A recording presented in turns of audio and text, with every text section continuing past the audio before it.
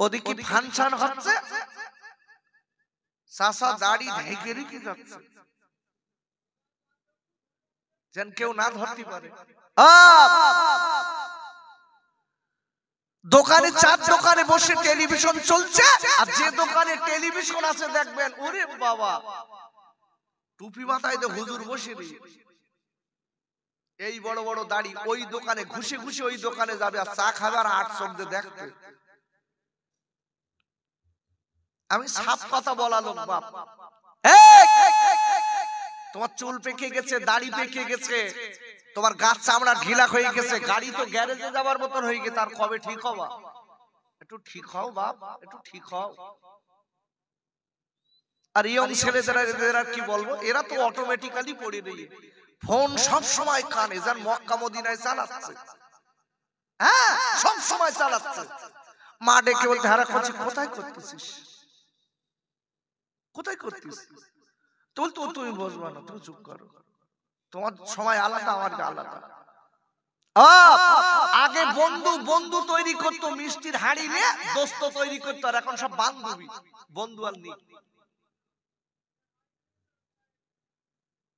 বান্ধবী মার সঙ্গে বলতে আমার বান্ধবী দাওয়াত করে তাই যাচ্ছি, এই বান্ধবীকে দাওয়াত করে কি খাওয়াবে, কি খান যাচ্ছিস? আমি বুঝি না, আমি সব বুঝি। দোস্ত তোমার আমার এই কুকীর্তি বলো পৃথিবীর কেউ না জানলো, বলো মালিক জানে।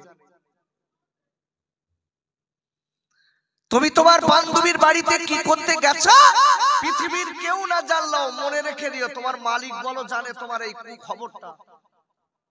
জবাব বলো তোমার দিতে হবে, চোখ দুটো বুঝে যাবে, বান্ধবী আর একটার সঙ্গে চালাবে, আর তোমার একা জবাব দিতে হবে।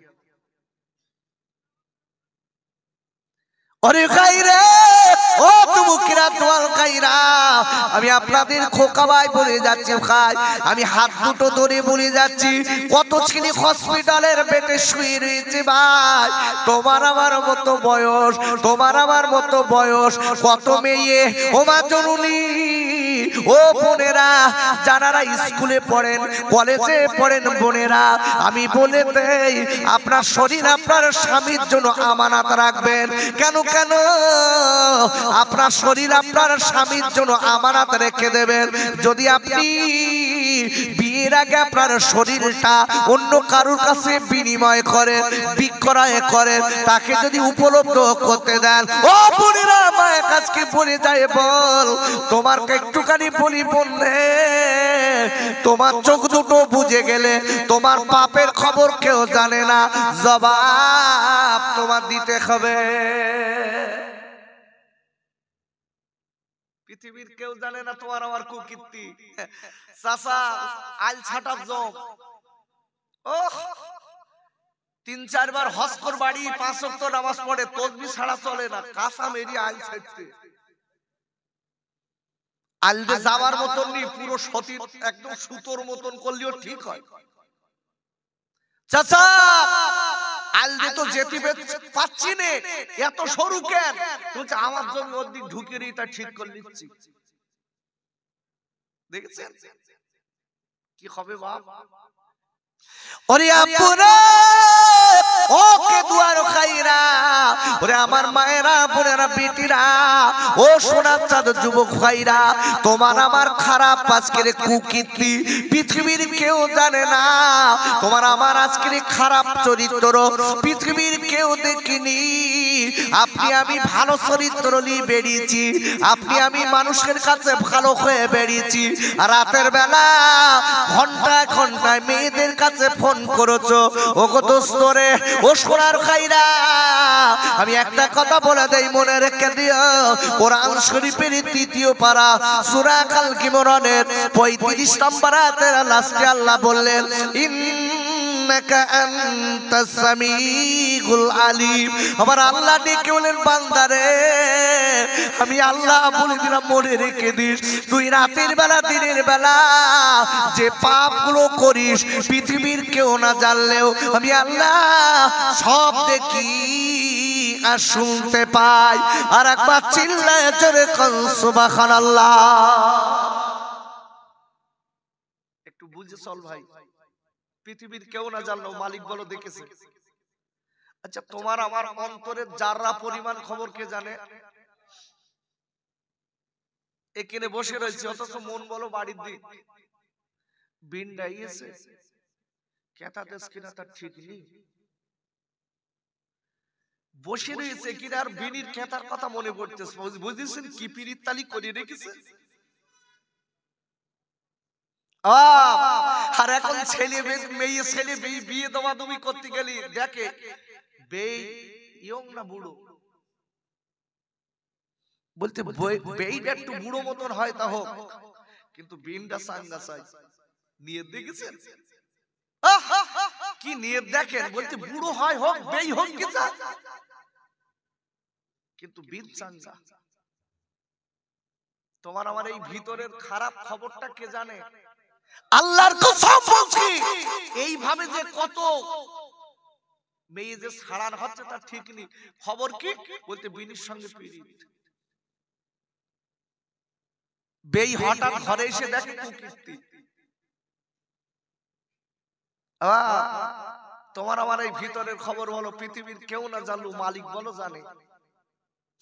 আব্বা জান, ওকে দুয়ার আম্মি জানেরা, ওরে আমার সোনার যুবকেরা, ও আব্বা জানেরা, একটুখানি বলে দেই বাপ, কখন সাদা কাপড়ের কাপড় পরতে হবে বলার নেই, কখন কবরে যেতে হবে বলতে পারবো না। আব্বা, কোরআন শরীফের কাপড়া রেখে 21 পারা সূরাতুল লুকমানের 16 নম্বর আয়াতের লাস্টে আল্লাহ বললেন, ইন্নাল্লাহা, আর আল্লাহ বললেন ইন্নাল্লাহা লাতীফুন খবীর। আর একবার চিল্লায় জোরে কোন সুবহানাল্লাহ। আর আল্লাহ বললেন, ও পৃথিবীর মানুষরা শুনে নাও, আমি আল্লাহ বলে দিলাম, নিশ্চয়ই আমি আল্লাহ তোমার অন্তরের যারা পরিমাণ খবর সেটাও আমি আল্লাহ জানি। কোথায় যাচ্ছেন? বাসার কোনো লাইন নেই, তাই যে কথাটা বলতে বলতে আগে নিয়ে যাচ্ছি, ভালো করে বুঝবেন। আল্লাহ বলেছেন 3 শ্রেণীর লোককে জাহান্নামে দেবে। বলছিলাম না? আরে কথা বলেন, বলছিলাম তো। ওয়াজ ভালো করে বুঝে বাড়ি যান, লাভ আছে। প্রথম নম্বরে হলো আল্লাহ বলেছে, আমি যাদের অন্তরকরণ দিয়েছি, বোঝার মতো শক্তি জ্ঞান দিয়েছি, বুঝে না বোঝার ভান করে চলে, ওই লোকটা প্রথম ক্যাটাগরির জাহান্নামী। আচ্ছা, আমি এই জায়গাটায় আমরা যারা বসে আছি একটু জিজ্ঞাসা করছি, নামাজ পড়লে নেকি হয় না গুনাহ হয়? না পড়লে? আচ্ছা, সুদ খেলি নেকি হয় না গুনাহ হয়? আল ছাটলি, মেয়েদের দিকে ড্যাম ড্যাম করে দেখলি, ওরে বাবা, তো সব জ্ঞান রয়েছে। ঠিক এই কথাটাই আল্লাহ কোরআনে বলেছে, যাদের জ্ঞান আছে জ্ঞান অনুপাতে সে চলে না, অজ্ঞান হয়ে বেড়ায়, এই লোকটা এ ক্যাটাগরির জাহান্নামী, প্রথম ক্যাটাগরি। আব্বাজান, আমি আপনাদের কাছে বলবো, আজকে মুসলমান দাবি করি, আল্লাহ আজকে আপনার আমার মালিক, আমরা নামাজ না পড়লে আল্লাহ বান্দার প্রতি অখুশি হয়, কুকাজ করলে আল্লাহর কথা না মানলে আল্লাহ আল্লাহ বান্দার প্রতি অখুশি হয়। ও যুবকের চুয়াল কাইরা, আমরা সেসব দিকে আমাদের মন নেই। দেখবেন বাবা, আল্লাহ যে কাজটা অপছন্দ করে আপনি আমি সেই কাজটা বেশি করি। আব্বা জান, বলুন বলুন বলুন, ছেলে যদি বাপের কথা শোনে, ছেলে যদি মায়ের কথা শোনে, বাপ আর মা ছেলের প্রতি খুশি হয় না রেগে যায়। প্রচন্ড শীত, বাপ ডেকে বলছে, কচি আমার দম লেগে যাচ্ছে, অ্যাজমা অ্যালার্জিতে দম লাগে। দেখবেন, আমি গতকালকে আসামে ছিলাম, আমি যখন আমার এয়ারপোর্টে নেমেছি 1 ঘন্টা প্লেন লেট, যাবার সময় 1 ঘন্টা লেট, এখান থেকে আগরতলা এই গুয়াহাটি 1 ঘন্টা লেট, আসার সময় 1 ঘন্টা লেট। প্লেনে যে লেট হয় কি সর্বনাশ। আবার এখান থেকে আমি নামবো আবার এয়ারপোর্ট, 7:30টায় আমার ফ্লাইট আছে, আবার আসা, আবার কালকে আমি ফিরে আসবো 8:30টায় আমার ওখান থেকে আসামের আরেকটা এয়ারপোর্ট হচ্ছে, ওর নাম রূপসী এয়ারপোর্ট, ওখান থেকে আমার প্লেন আবার ফিরতে হবে, এসে আবার এদিকে প্রোগ্রাম। ধীর মস্তিষ্কে কথা বাপ, আমি আমার দাম বাড়ানোর জন্য বলছি না, জাস্ট কথাটা বলছি, মনে রাখতে হবে সময় কিন্তু পাস হচ্ছে, যেভাবে হোক আপনার আমার জীবনের সময় কিন্তু পাস হয়ে যাচ্ছে, একটা মাইক্রো সেকেন্ড করে করে আমরা কিন্তু কবরের দিকে যাচ্ছি, কবরের দিকে যাচ্ছি। কার শরীরের ব্যাটারি কখন ফুরিয়ে যাবে, দম করে পড়বে গর্তে।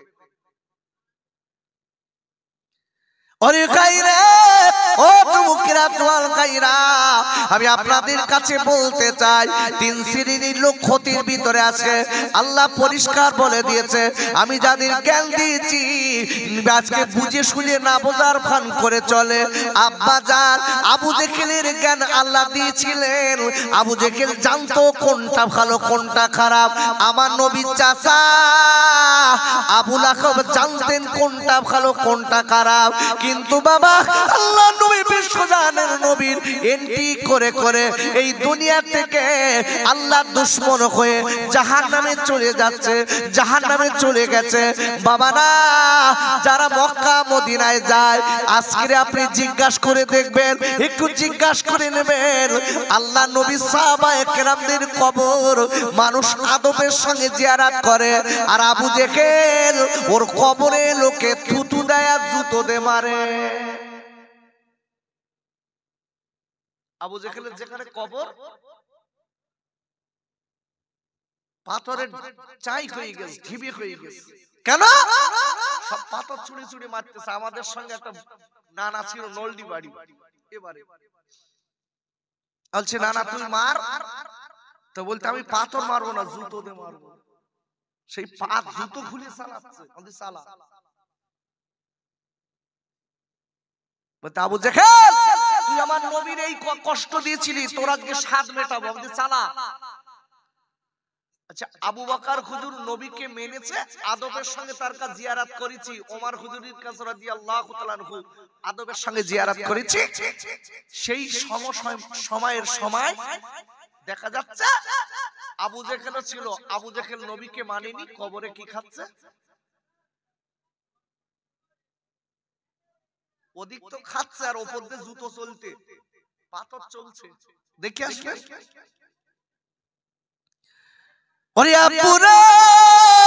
আমি আপনাদের কাছে বলে দিচ্ছি, মনে রেখে দেবেন, এই জন্য একটুখানি কখন কবরে যাব তার বলার নেই, একটু জীবনটা তৈরি করুন, আল্লাহকে ভয় করুন। আর আল্লাহ রাব্বুল আলামিন কোরআন শরীফের 4th পারা সূরা আল ইমরানের 102 নম্বর আয়াতে আল্লাহ বললেন, ইয়া আইয়ুহাল্লাযীনা আমানুত্তাকুল্লাহা হাক্কা তুকাতিহি ওয়ালা তামুতুন্না ইল্লা ওয়া আনতুম মুসলিমুন। আর আল্লাহ ডেকে বললেন, ও ঈমানদার মুমিনেরা, আমি আল্লাহ বলে দিলাম আমাকে ভয় করার মতো ভয় কর। যতদূর ভয় করলে তুই আযাব থেকে নাজাত পাবি, যতদূর ভয় করলে তুই পরকাল থেকে বাঁচতে পারবি, যতদূর ভয় করলে তুই ফুলসিরাত থেকে বাঁচতে পারবি, যতদূর ভয় করলে আজকে তোমার আযাব গজব থেকে বাঁচতে পারবি। ও বান্দা বান্দিরা, আমি আল্লাহ তোর আমাকে, ও ঈমানদারেরা তোর আমাকে ততটা ভয় কর। আর আমি আল্লাহ বলে দিলাম, যতদিন তোরা পুরোপুরি মুমিন মুসলমান না হবি, খবরদার যেন তোরা কবরে আসবি না। আচ্ছা, আমরা যারা এখানে বসেছি, আমরা সবাই মুসলমান হতে পেরেছি?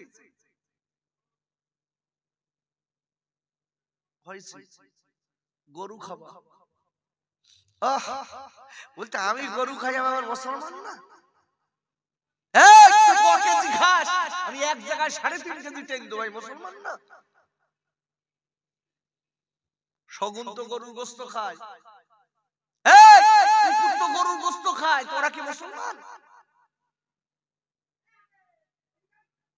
সেই সূত্রে আমরাও তো খাচ্ছি। কত কত আপনার অন্য সম্প্রদায়ের লোকেরা যারা গরু খাবার বিপক্ষে বলে, ওরাও তো অনেকে গরু খায়। কি গরু খালি মুসলমান বলে না, মুসলমান করতে গেলে যে কোয়ালিটি গুলো আছে ওইগুলো মেনে কাজ করার দরকার হয়। জোরে বলুন সুবহানাল্লাহ। দেখুন আল্লাহর ভয় কারে বলে? আমরা তো মুসলমান, ভয় নেই। নাম কি আসছে? মুসলমান। ডোন্ট বি মুসলিম বাই নাম। নামধারী মুসলমানের কোনো দাম নেই। যিনি হলেন আমার বিশ্ব জাহানের নবী বড় বিবি আম্মা জান খাদিজাতুল কুবরা রাদিয়াল্লাহু তাআলা আনহা, যিনি আল্লাহ যারাকে সালাম দিয়েছিলেন, জোরে বলুন কি মুসলমান তোমার আমার সালাম দেছে? আল্লাহ দেশ কোনদিন দেছে? আর আম্মা জান খাদিজাতুল কুবরা আল্লাহ সালাম পাঠিয়েছিলেন কি মুসলমান। দেখেন আহা, এই আম্মা জান খাদিজাতুল কুবরা যিনি একজন জান্নাতি মহিলা, জোরে বলেন আল্লাহু আকবার। বিশ্বনবী বলেছে নারী জাতির সবথেকে উত্তম নারী হলো খাদিজাতুল কুবরা। জোরে বলা যাবে না সুবহানাল্লাহ? এই নারী আলাদা। ইনি ছিলেন মানুষ আপনার আমার মতো। আমার মা বোনেরা বসে রয়েছে না, অনেকের নাম খাদিজা, রহিমা, ফতেমা। ওরে বাবা, নাম কি? খালি নামে কাজে কি? নাম কি? ফতেমা। ও বাবা, স্বামী বলতে ও ফোন দেখার জন্য রাত কি রাত খালি ফোনে বই দেখতেছে। ফতেমা নাম, নাম হচ্ছে রহিমা। শ্বশুর শাশুড়ির ভাত দেয় না। নাম হচ্ছে খাদিজাতুল কুবরা। কি সুন্দর নাম রেখে দেখেন, স্বামীর মেরি হুড়কে দিচ্ছে। তবে কেন্দুয়ার বউরা ভালো, এরা স্বামীর মারে টারেও না। এরা একদম খুব ফুল ভালো নাকি? এরা ভালো না, এরা মারে টারে না।